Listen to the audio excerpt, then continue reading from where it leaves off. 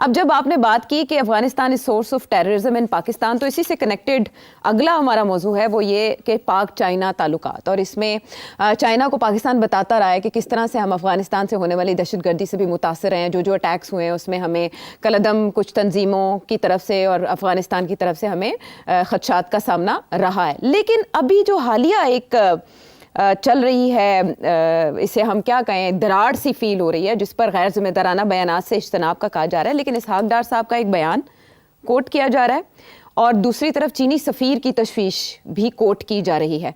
मैं आपसे ये जानना चाहूँगी सेठ साहब, इससे पहले चाइना अपने तहफ़्फ़ुज़ात में बहुत मोहतात रहा, पब्लिक प्लेटफॉर्म पर उनका इजहार नहीं किया जाता। अब की बार ऐसा क्या हुआ है कि पब्लिकली इन चीज़ों को डिस्कस किया गया? बहुत अच्छा सवाल है और मुझे इस पे तबसरा करना जरूरी है। मैं इत्तेफाक नहीं करता जिस तरीके के साथ ये मामला है गवर्नमेंट हैंडल कर रही है। मैं आपको एक्सप्लेन करता हूँ कैसे। देखिए, चाइना ने बहुत बड़ी इन्वेस्टमेंट की हुई है पाकिस्तान पे, बहुत बड़ी। ये सिर्फ बिलियंस ऑफ डॉलर्स की इन्वेस्टमेंट नहीं है, ये चाइनीज स्ट्रेटजी की, road and belt initiative strategy जो है उसका हिस्सा है सीपैक जी। सो देयरफॉर ये जो तो चाइना का बहुत बड़ा स्टेक है यहाँ, बहुत बड़ा। अब चाइनीज इंजीनियर्स, चाइनीज वर्कर्स यहाँ काम कर रहे हैं। It is their right to demand security, it is their right, and the state of Pakistan must provide that security. And the fact is the state of Pakistan has not been able to provide the level of security the Chinese require. ये हमारी कोताही है, ये नहीं कि हम सोचे समझे ठीक नहीं काम कर रहे। हमारी जो एबिलिटी है ना वो भी लिमिटेड है, हम बड़े रिसोर्स स्ट्रेच्ड हैं, और तालिबान जो है गेरिल्ला टैक्टिक्स इस्तेमाल करते हैं। इट इज इम्पॉसिबल कि आप हर जगह पे इतनी सिक्योरिटी कर दें कि तो वो उधर से कोई बंदा ही ना आए और कोई इस किस्म के अटैक्स ना कर सके। तो ये हमारी तरफ से कोई कोताही नहीं है, हमारी तरफ से कोई लैक ऑफ विलिंगनेस नहीं है, it is a lack of ability. अच्छा, लैक ऑफ एबिलिटी की इतनी लंबी पाइपलाइन है from up the mountains all the way to the sea, और चाइनीज प्रोजेक्ट्स जो हैं वो ग्वादर से लेके काशगर तक पाकिस्तान से चल रहे हैं। तो it's is impossible to provide very high level security. सारी फौज लग जाए तो फिर भी ये बड़ा मुश्किल हो जाएगा। तो एक तो ये प्रॉब्लम है। हम कर रहे हैं कोशिश, जिस हद तक हो सकता है हम कर रहे हैं। फॉर एग्जाम्पल, अब हमने नए कानून बना दिए थे कि जी चाइनीज जो हैं वो बुलेट प्रूफ व्हीकल्स जो हैं उसके अंदर ट्रैवल किया करें। अब हम कैसे करेंगे? पुलिस की 2 गाड़ियां तो हम साथ दे देते हैं, मगर इतने चाइनीज आगे, लाख से ज्यादा चाइनीज है पाकिस्तान में, तो कैसे हम इतनी लंबी चौड़ी, मगर हमें जरूरत भी है उनकी, उनके बगैर ये सिपैक चलता नहीं है। तो ये प्रॉब्लम। अच्छा, इसको चाइना ने अपनी तरफ से पूरी कोशिश की कि यार वो अपनी सिक्योरिटी भी कुछ करें, मगर वो फिर भी डिमांड करते हैं कि जी आप ही करें कुछ। अब 2 अटैक्स हुए मेजर, अब 2 अटैक्स मेजर हुए, अब 10 हो सकते थे मगर 2 हो गए। तो आप सोचे कि 8 रोक लिए गए जी। तो we are doing whatever we can, मगर जाहिर है चाइनीज बेचारे, उनको भी तो प्रॉब्लम है ना कि वो पैसे भी आप उनके वापस नहीं कर रहे, उनकी इंटरेस्ट पेमेंट्स भी रोक रहे हैं, आप पैसे और मांग रहे हैं, ऊपर से आप सिक्योरिटी नहीं दे रहे। उनकी जो सारा जो बैलेंस है ना, इक्वेशन, वो खराब हो चुका है जी। अब वो आपको क्या करें आपके साथ? वो आपको यही कह सकते हैं ना कि यार प्लीज प्लीज प्लीज प्लीज। अब ये जो बात चल रही है ये काफी अरसे से चल रही है। चाइना की तरफ से इनडायरेक्टली बड़े स्टेटमेंट्स उनके प्रोफेसर्स के, उनके थिंक टैंकर्स ने दिए हैं कि जी ये कुछ करें, ये security is a big issue, we can't afford this, बड़ा मुश्किल हो जाएगा लोगों को भेजना यहाँ काम करने के लिए अगर आप। मगर अभी वो स्टेज आ चुकी है that they are very frustrated कि हो नहीं रहा है उस पेस पे, जिस पेस पे वो चाइना एक्सपेक्ट करता है कि आप करेंगे। अच्छा, अब तो इसलिए मेरा ख्याल है ये जो एम्बेसडर साहब का जो बयान आया है, दिस वाज जस्ट रीइंफोर्सिंग एक पर्टिकुलर पोजीशन। इसमें इतना रिएक्शन नहीं आना चाहिए था। ये कोई ऐसी लंबी चौड़ी बात नहीं है। ये बातें उनका प्रेसिडेंट भी करता रहता है, उनके लोग भी करते रहते हैं। हम लोग जब उनको मिलते हैं वो हमें सब यही कहते रहते हैं चाइना वाले कि यार समझाओ अपने को कि we have a big stake, हमें और सिक्योरिटी दें, बड़ा मसला बना हुआ है हमारे लिए। तो वो हर जगह पे ये बात करते हैं। तो अगर एम्बेसडर ने ऐसी कहीं बात कर दी तो इट्स नो बिग डील। अब आगे आइए, आगे ये है कि अपने हमारे इसहाक डार साहब, उन्होंने इसका जवाब दिया। अब मैं ये समझता हूं कि उन्होंने जो जवाब दिया उसको मिसअंडरस्टैंड किया जा रहा है। उन्होंने कोई काउंटर चाइनीज की बात नहीं की। उन्होंने क्या कहा है? उन्होंने कहा कि हाँ, आपके प्रेसिडेंट ने भी जिक्र किया था इस इश्यू को, और उन्होंने ये कहा था कि हम तो कहीं भी आ, अपने वर्कर्स वगैरह नहीं भेजते, सपोर्ट नहीं करते जहां हमारे ऊपर अटैक्स आ रही हों। ये डार साहब ने ये बात कही। अब चाइना ने ये बात उनके प्रेसिडेंट ने जरूर कही। ये एक इनडायरेक्ट तरीका था आपको कहने का कि देखिए, you we are going out of our way, हालांकि हमारी पॉलिसी नहीं है, मगर हम पाकिस्तान के लिए ये भी बर्दाश्त कर रहे हैं कि हम अपने बंदे अभी भी आपको दे रहे हैं काम करने के लिए और पैसे दे रहे हैं, हालांकि हमारी बंदों की security is a problem.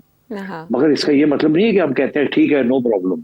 Problem है, मगर हम इतना we have gone out of a way कि आपको हमने इधर भी अभी भी हम अपने बंदे दे रहे हैं आपको। तो खुदा मतलब उनका ये था कि यार थोड़ा सा प्लीज और सिक्योरिटी प्रोवाइड करें, हमारे मजबूरियां हैं हमारी, हम ऑलरेडी बड़े एक्स्ट्रॉर्डिनरी कंसेशंस आपको दे रहे हैं, तो प्लीज थोड़ा सा जरा ख्याल करें। ठीक।